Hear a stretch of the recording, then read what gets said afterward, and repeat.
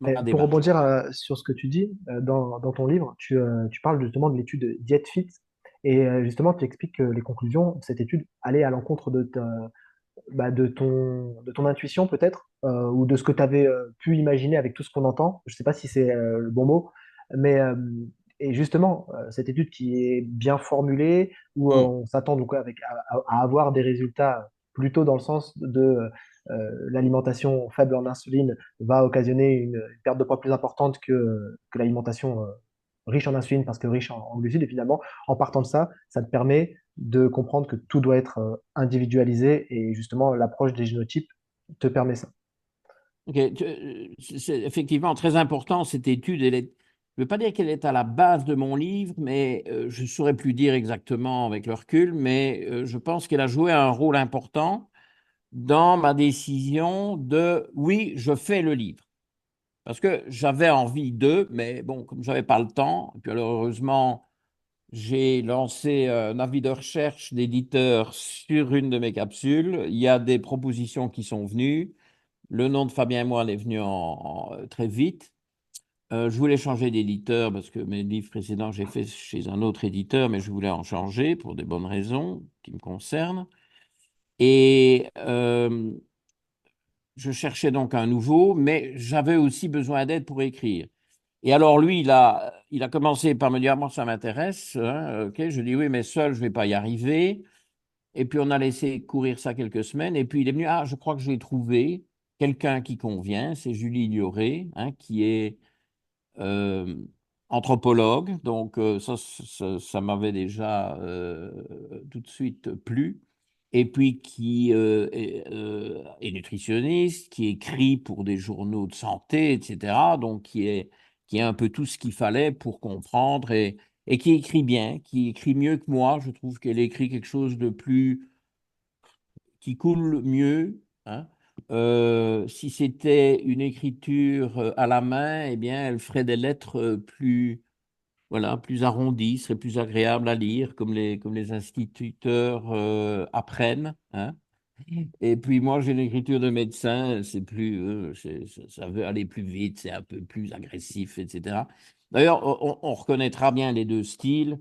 Bon, alors, je suis intervenu évidemment sur la partie de Julie, qui est la première partie, mais on reconnaîtra bien les deux styles.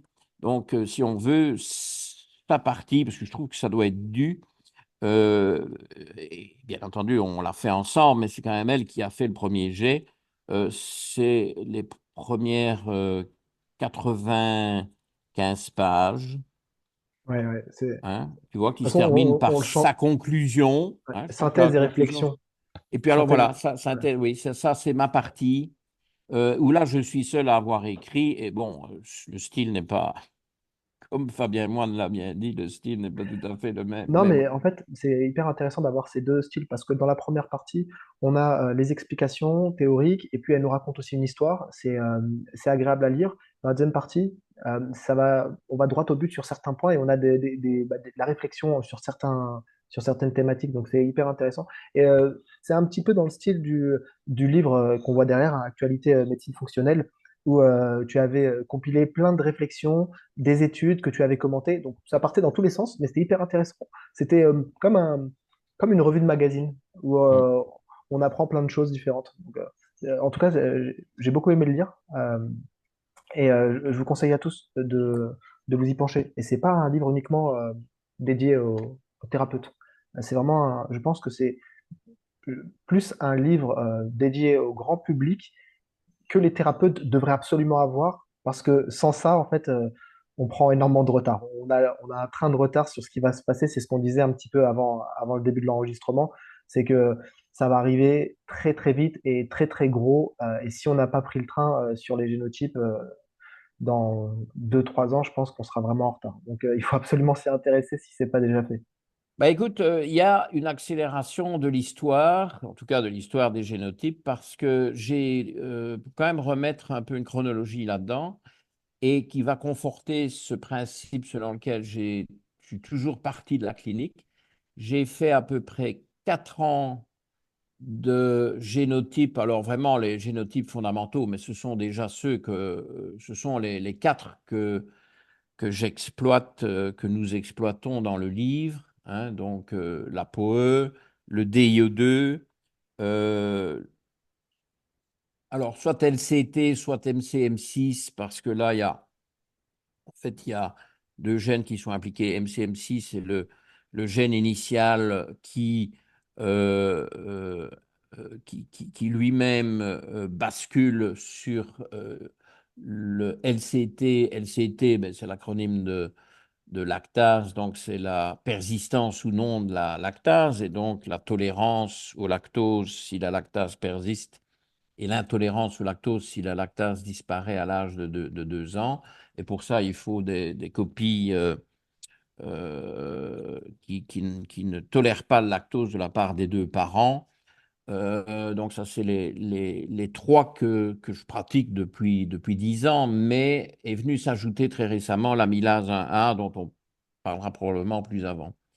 Et alors, donc, j'ai commencé par travailler 4 ans avec ces premiers génotypes-là et d'autres, hein, le FUT2, mais bon, pas, si on a cet entretien au sujet du livre, le FUT2 y est brièvement mentionné, mais il ne fait pas partie intégrante de ce qu'on propose comme stratégie, parce que ça n'a pas un impact direct sur l'alimentation. L'idée ici, d'ailleurs, c'est le sous-titre du livre, qui n'est pas de moi. Le titre est de moi, hein.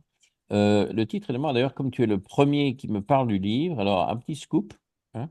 Voilà, ça c'est le vrai post-it, hein, que j'ai gardé là dans une petite boîte, qui est on le lit là, hein, c'est le vrai post-it, je Ouais, l'ai écrit de ma main. Un jour, je me suis dit, tiens, je trouve que pour ce livre, que je n'avais pas encore décidé d'écrire, mais ça mijotait, je me suis dit, ça, ce serait pas mal. Eh bien, j'ai dû me battre avec tout le monde.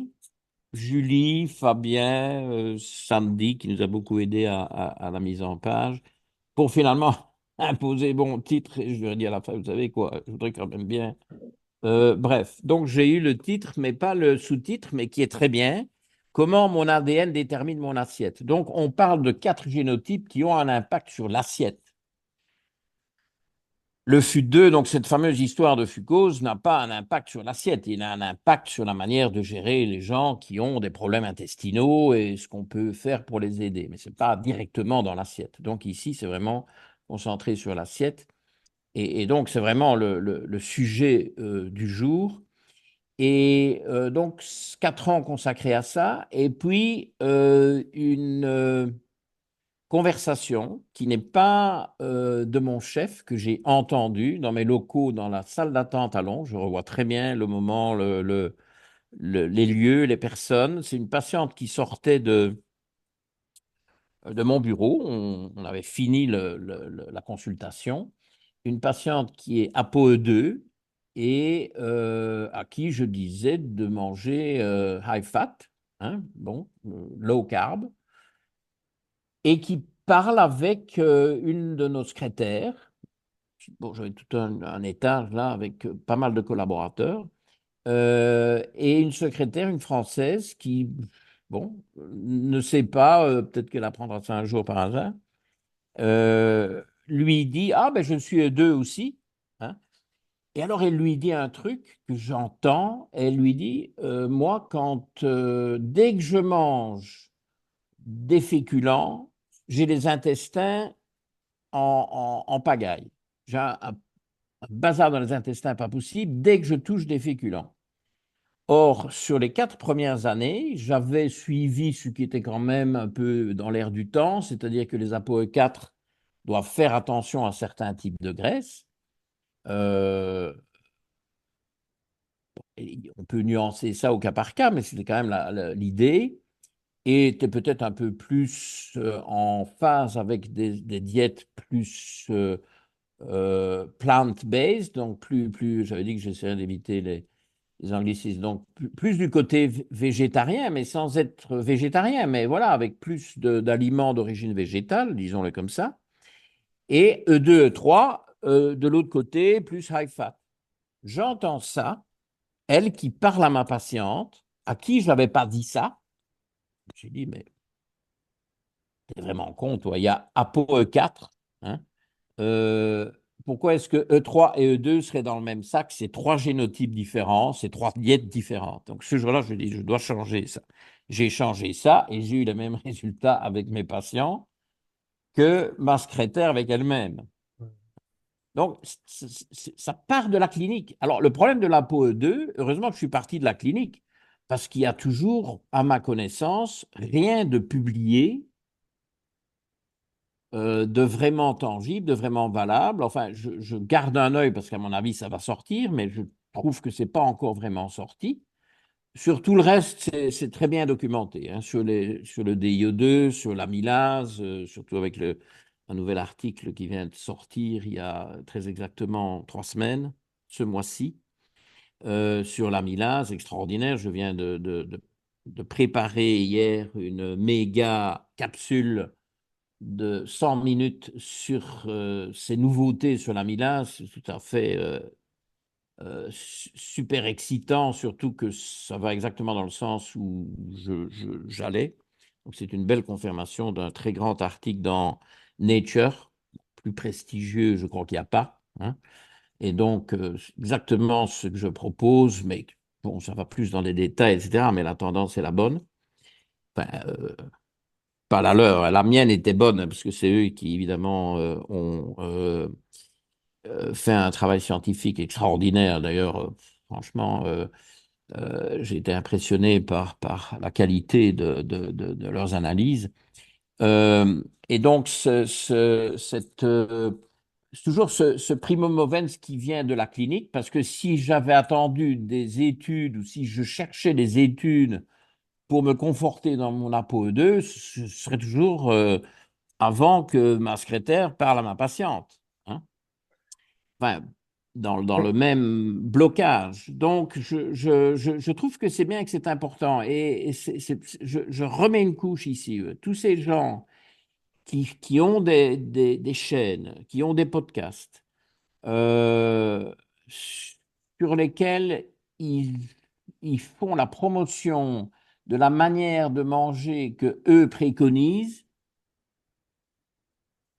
et qui amène un tas d'arguments dans cette faveur, eh bien, c'est dangereux. Et c'est là que je retombe, après un certain détour, sur cette étude Diet-Fits, dont tu fais très bien de dire elle est fondamentale, parce que c'est quand je l'ai vue que je me suis dit, il faut absolument que je fasse ce livre, parce que derrière l'étude Diet-Fits, il y a la confirmation, à mon avis, bon, c'est mon avis, je le partage, hein, on verra ce que les autres en pensent, mais ça,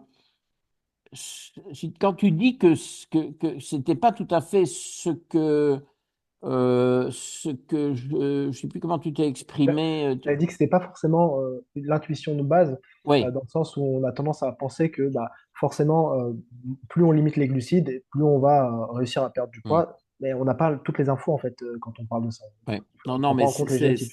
c'est tout à fait juste. Ceci dit, j'étais bien au courant déjà avant cette étude-là qu'il y a quand même des gros blocs d'études scientifiques, c'est pas une ou deux, qui soutiennent le low fat, hein. Il y a des courants low fat et low carb. Et, je ne vais même pas rester sur le thème des études. Il y a des gens qui donnent des témoignages tout à fait crédibles. Il y a des médecins respectables qui se sont fait une immense réputation mondiale, hein, notamment dans des Américains, mais bon, qui sont suivis dans le monde entier, pour autant qu'on parle un peu anglais, qu'on regarde ce qu'ils ont écrit ou publié ou fait comme vidéo, qui sont persuadés qu'ils ont raison avec leur low fat ou leur low carb. Et ça, bon, je crois qu'on est tous en train d'entendre ça. Alors, celui qui est absolument acharné d'un des deux camps a envie de traiter les autres de menteurs, qu'on paye les gens pour raconter n'importe quoi, etc., ça ne résiste pas à l'examen, ça. Parce que, bon, il y a quand même des témoignages crédibles et En fait, des gens qui vont mieux.